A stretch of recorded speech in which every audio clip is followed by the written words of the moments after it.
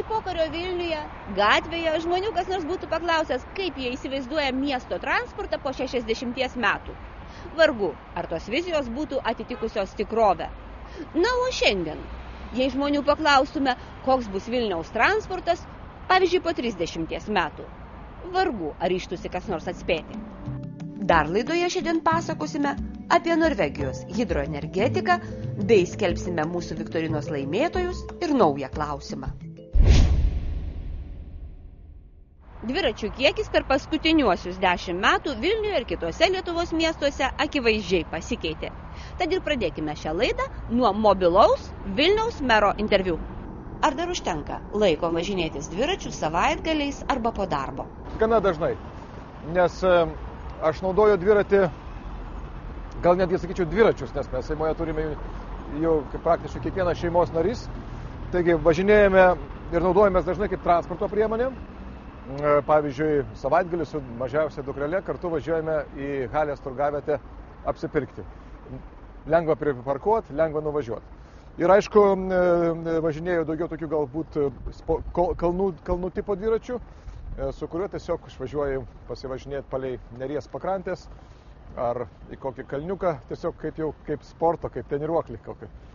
Bet dabar tai matom jūs sėdinti ant Verkių regioninio parko rožinio dviračio. Taip. Ar tenka pasivažinėti šitam parke? Šitam parke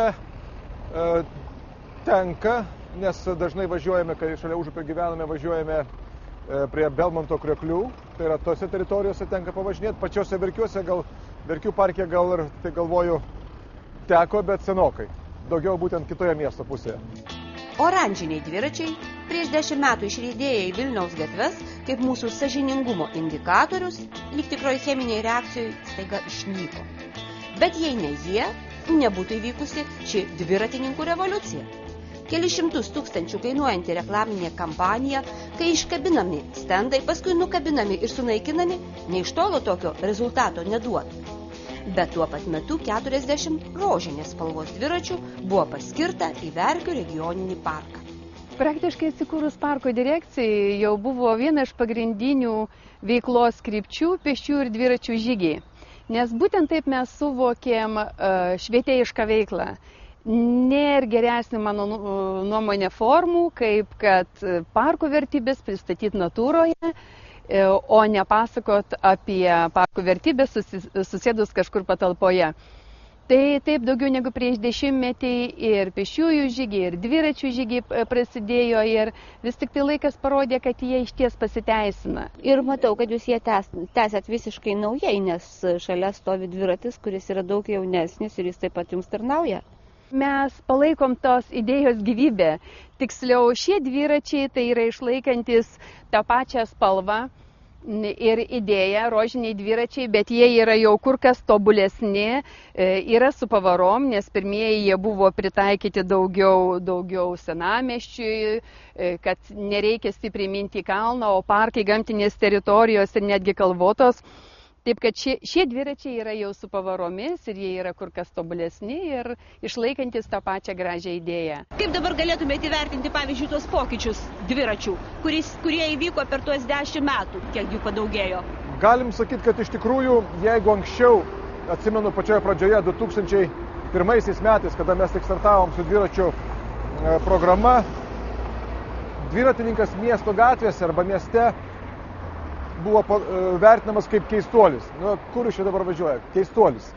Ir aš pamenu, net ir dviratininkai skųsdavosi, sako, mūsų nei vairuotojai paiso, kaimynai klausia, kur tu važiuoji, tu kodėl dabar su dviračiu važiuoji. Dabar tokio klausimo nebėra. Ir per tą laiką be abejo atsirado labai daug dviratininkų, atsirado be abejo ir dviračių takų, suprantama, ne tiek, kiek reikėtų. Nes, kaip mes kartais lyginame, žiūrėkit, kokie geri dviračių takai Olandijoje arba Danijoje. Bet jie tą dviračių takų sistemą kūrė 50 metų. Mes tą darome realiai, ir tai ne tai, kad kryptingai pastarosius 10 metų tik tai. Bet tai, kad kartais važiuoju dviračiu arba segvėjumi ir važiuoju dviračių takų juostomis, pavyzdžiui, Gedimino prospektu prie sankryžos jau yra dviračių kamštis. Sustoja eilė dviračių ir kaip jau yra kamštis. Tai rodo, kad iš tikrųjų dviratis tampa daugeliu vilniečių puikia transporto priemonė ir aišku, ir poilsio. Šiaip netgi būtų idealu matyti kalbėti apie naują netgi projektavimo būdą, nes vis dėlto maišyti dviračio taką ir važiuojamą į kelią jau yra praeitis. Šiandien patys geriausi miestai stengiasi atriboti tai. Na, bet aišku, vien tik dviračiais Vilniečiai nevažinės. Kaip visos kitos visuomeninio transporto rūšis. Šiuo metu esame priėmę sprendimą apjungti autobusų ir troleibusų parką dėl finansinių problemų, dėl noro geriau sudaryti maršrutus ir valdymą turėti geresnį, nors be abejonės tai darbuotojų jokių būdų nemažins, nes šiandien ir taip autobusų ir troleibusų gatvėse trūksta dėl finansinių problemų, nes yra sumažintas skaičius. O aišku, mes turim galvoti apie naują transporto rūšį, kokia jinai galėtų būti. Tebūnie dar diskusijų laikas.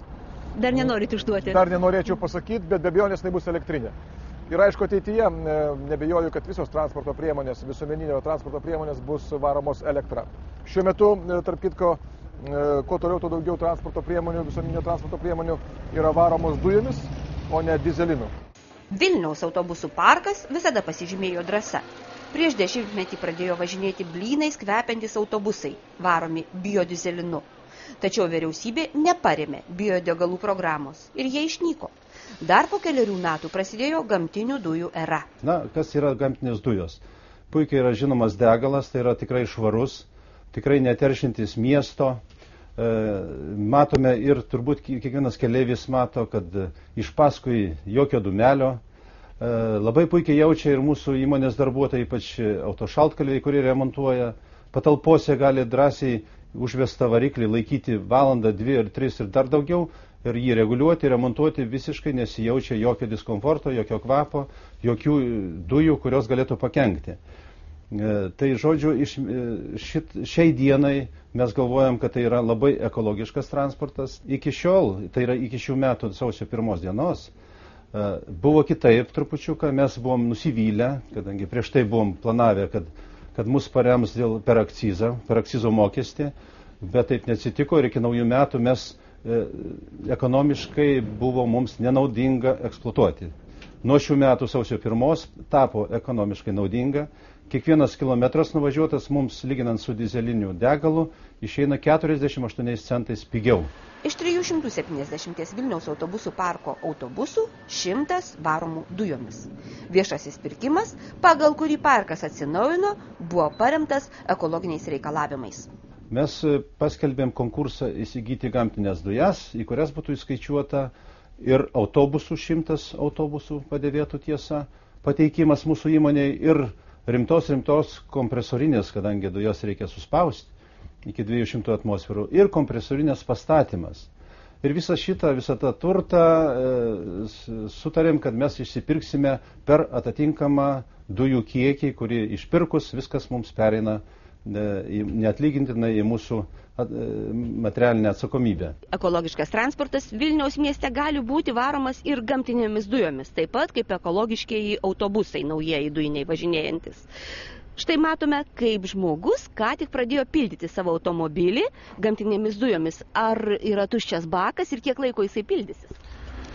Jo, bakas dabar yra tuščias, jisai mašina turėtų prisipildyti per 4-5 minutės. Kiek jūs kilometrų nuvažiuosite tuo pilnuoju baku?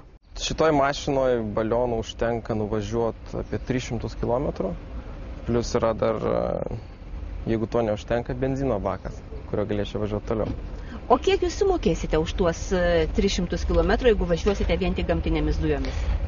Vien tik gamtinėmis dujomis už 300 km aš sumokėčiau apie 90 litų. Kiek Vilniaus mieste yra tokių automobilių važinėjančių gamtinėmis dujomis? Šiuo metu Vilniuje važinėja kažkur tai apie 30-35 automobilius, kurie yra varomi gamtiniam dujom. Kol kas tai nėra labai populiaru, bet manau, kad tai išpopuliarės, kai žmonės pradės labiau domėtis alternatyvių kūrų. Pagrindinis ekologinis dalykas yra tas, kad gamtinės dujos neturi kietųjų dalelių. Tai vat, kai matot, mieste pravažiuoja autobusas arba sunkvežimis ir išmeta debesį tamsaus dūmo, tai yra kietosios dalelės, kurios ir pakankamai stipriai kenkia žmonių sveikatai. Tai gamtiniam dujom varomi autobusai ir gamtiniam dujom varomos mašinos neturi tų kietųjų dalelių dujose. 18 visiškai naujų dujinių autobusų iš ES paramos turėtų pradėti važinėti Vilniuje dar šį rudenį. O be to atsirado viltis ir tą išgirdome iš aplinkos ministerijos, kad Lietuva yra sutaupiusi taršos vienetų, taršos kvotų, kadangi Lietuvoje pramonė nėra labai stipriai išvystyta ir mes pakankamai mažai teršiame klimatą ir šitą taršos vienetus susidomėjo jais šalis, kuriems neužtenka. Ir konkrečiai Ispanija norėtų įsigyti iš Lietuvos, nupirkti taršos šitos kvotos, už kurios siūlo ne pinigais mokėti, bet barterius, siūlo ekologiškus autobusus. Mano duomenimis, paskutiniai duomenys turėtų būti apie 80 autobusų Lietuvai, galėtų pasiūlyti už norimą kiekį nusipirkti šito teršimo kvotos. Tai kadangi Vilniaus miestas turi didžiausias galimybės, didžiausią kiekį naudoti, eksploatuoti dujinių autobusų, tai mes tikimės didesnį kiekį ir gauti šitų autobusų ekologiškai švarių, naujų, dujimas varomų, gauti didžiausią dalį.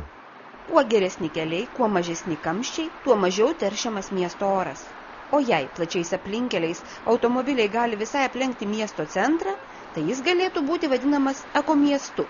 Vilniui kito dar toloka, bet iš pradžių apie kitą opę sostinės kelių problemą. Be abejo, reikėtų sutvarkyti miesto gatves.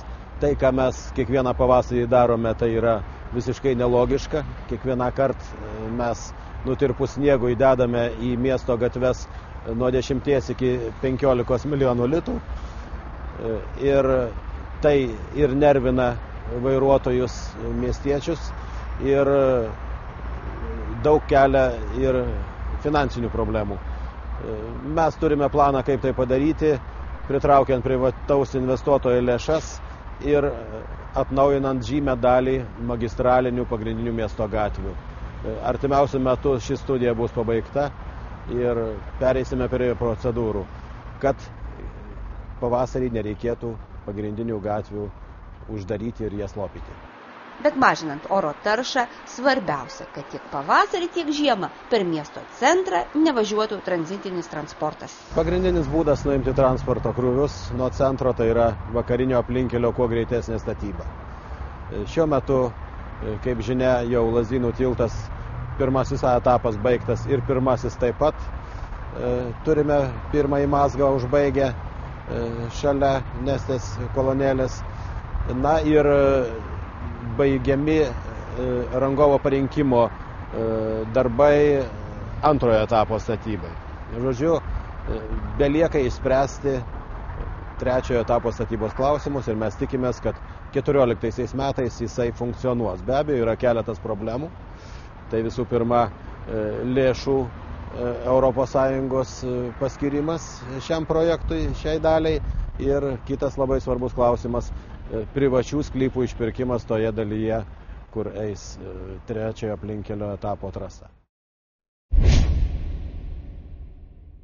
Mokslininkai skaičiuoja, kiek tonų teršalų tranzitinis transportas nebeišmes ant vilniečių galvų, kai bus baigti pagaliau ilgai lauktieji aplinkeliai. Kelininkai skaičiuoja gero oro dienas ir džiaugiasi. Kas šitame kelyje pasidarys po 18 mėnesių. Bus 4 eismo juostos, kurias skirs 2 metrų pločio skiriamoji juosta. Bus ženklai, nuorodos, bus labai aukštos ir geros kokybės kelias, geras lygumas bus, atitinkamai mažės oro tarša. Greitis vidutiniškai gali padidėti iki 5 ir daugiau kilometrų per valandą. Bus daug patogesnis etapas visiems eismo dalyviams. Reiškia, šitas kelias sujungs Vilniaus Kauno Klaipėdos magistralę su Vilniaus Minsko keliu. Taip. Aha, ir tai maždaug kaip jūs įsivaizduojate, kada tai gali įvykti? Pirmam etapui įvykdyti turime 18 mėnesių, pradedant nuo šių metų kovo mėnesio. Sekantis 2 etapai vyks truputį vėliau, mes nežinome, kada bus paskelbtas konkursas. Šis aplinkelis mūsų laimėto konkurso ribos yra visiškai nedidelis, 1,9 km ir jisai prasideda nuo sankryžos su magistraliniu keliu A1 ir jis už Lentvario gatvės maždaug pusę kilometro ir baigėsi. Tai yra pirmojo etapo pirmoji dalis. Aplinkelio statymo sąlygose buvo numatyta daug ekologinių reikalavimų. Mūsų įmonė jau 6 metus turi ISO sertifikatą 14001, kuris apsprendžia būtent aplinkos apsaugos vadybos problemas. Šitas objektas to ir charakteringas, kad dalis priemonių bus labai intensyviai čia panaudota.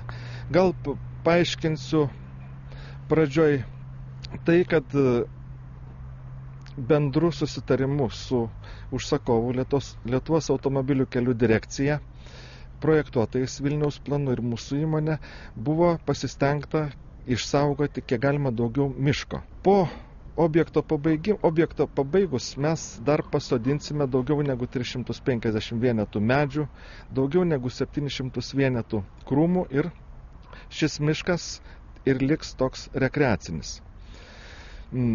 Perteklinis augalinis gruntas buvo numatytas išvežti 3 km atstumu ir sandėliuoti kažkur tai laisvoje aikštelėje. Pavyko susiderinti pakeitimą, kurio metu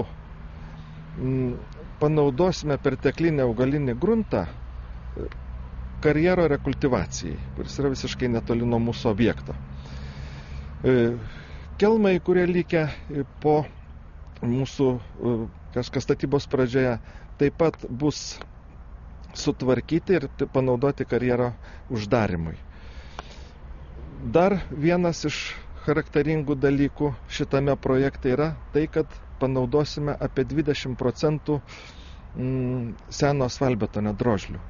Projekte tai yra numatyta ir tai be abejo tai pagerins ir ekologinę situaciją taip pat. O kam jį naudosite, gal nuo to kelias bus blogas?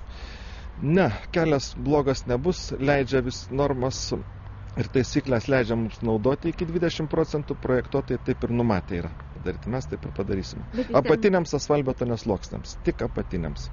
Jūs minėjote, kad pasodinsite medžius, tačiau jau matėme, kad ten buvo pažymėti medžiai kirtimui ir jūs jų nekirtote, kaip apsėjote be to. Mums tai nėra labai patogu, tačiau labai svarbu suderinti bendruomenės interesus. Mums taip atrodo. Ir sertifikatas taip mums išduotas už tai, kad mes tos procesus darytume ir procedūras vykdytume. Šalia tiesiamas dviračių takas. Be to, kelininkai įsipareigojo pakeisti prie magistralės atsidūrusio bendrabučio langus, kad būtų sumažintas gatvės triukšmas.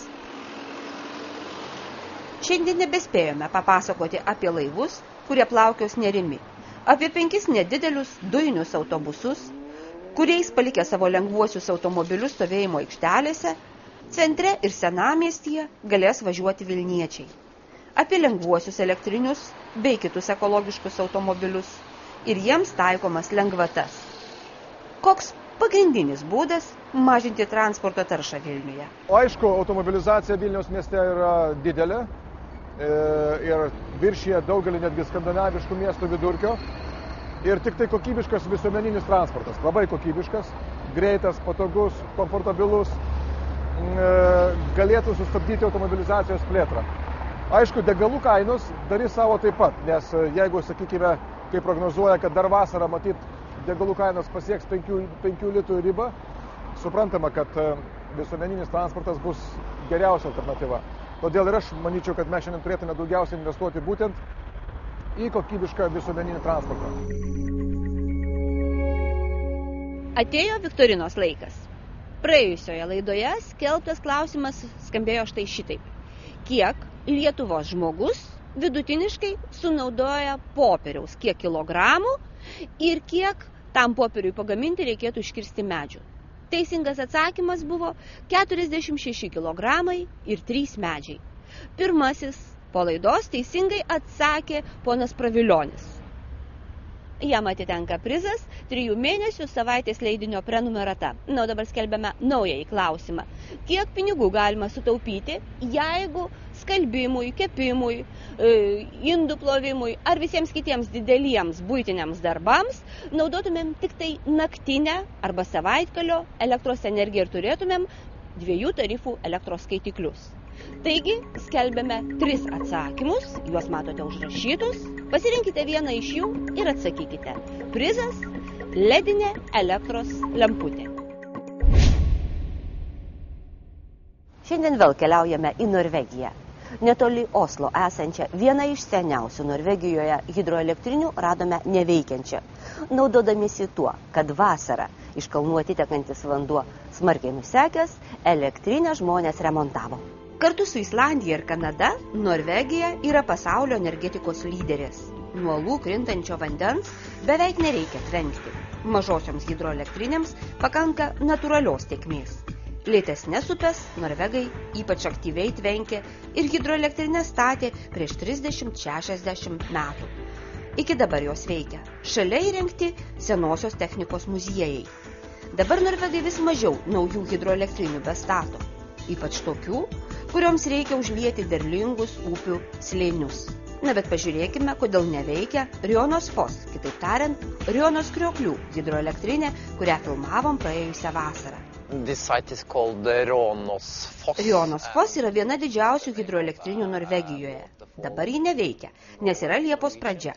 Daugiausia vandens susidaro tirpstant kalnų sniegui.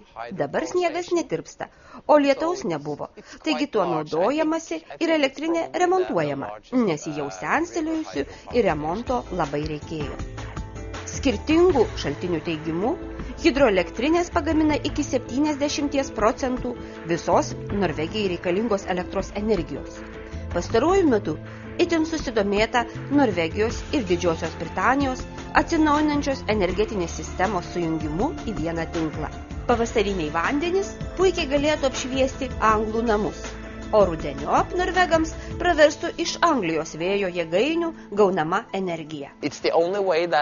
Net ir senose Norvegijos hidroelektrinėse yra žuvų migracijos takai. Šioje upėje yra vertingų rūšių žuvų, upėtakių, lašišų. Jos tik per čia gali pasiekti nerštavietes. Rūpinimasis savo krašto gamta matyt tiesiog įgimtas kiekvienam norvegui, ar bent jau užaugusiam šiame krašte.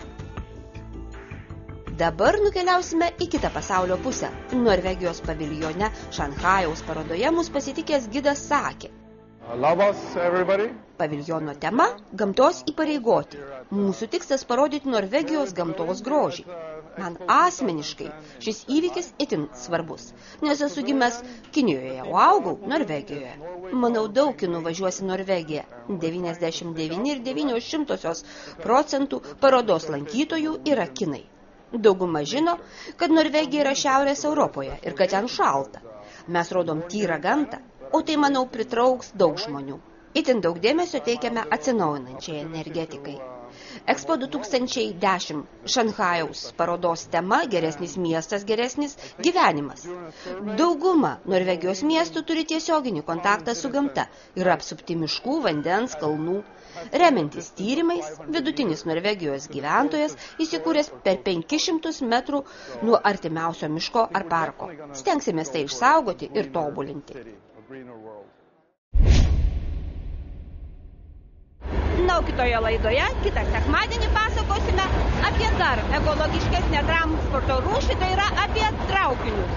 Ir ypač apie tai, kokie jie gali būti.